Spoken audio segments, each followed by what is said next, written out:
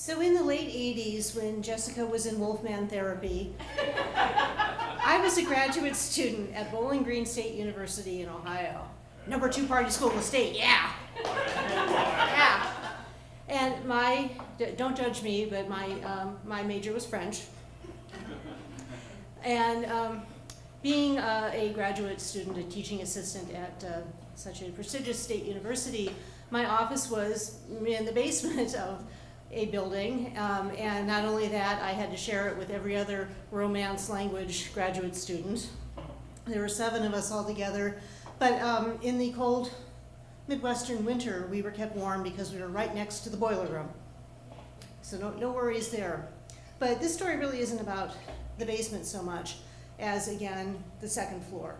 One night a week, when I wasn't teaching my own undergrads their French 101 and 102, I was taking one of my graduate classes in, I think it was medieval French, and we met upstairs in the building where I had my office.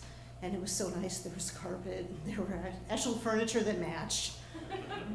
Nothing was broken, it was lovely. But it was like a 3-hour seminar that started at 6, ended at 9.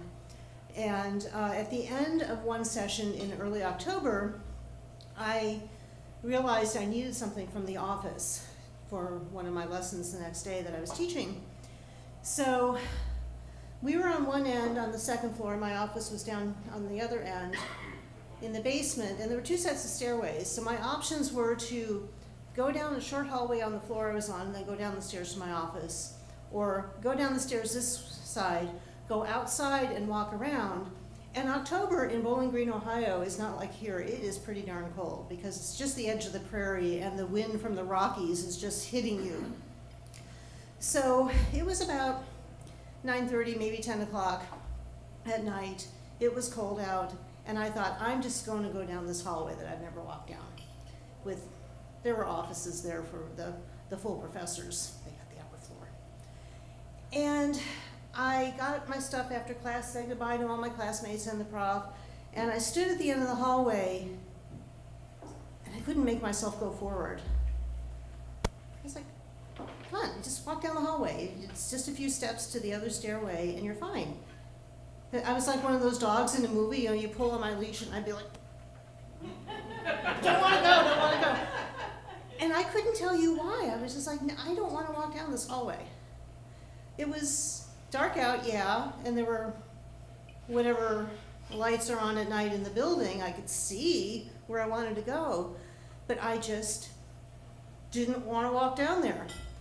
So after waffling for long enough that I realized, Sandra, this is stupid, I did the adult thing. I went down these stairs, walked outside in the freezing cold, and into my basement office in the nice warm steam room, got whatever it was I needed, maybe sniffed some dittos because we had those back then, and that was totally a thing.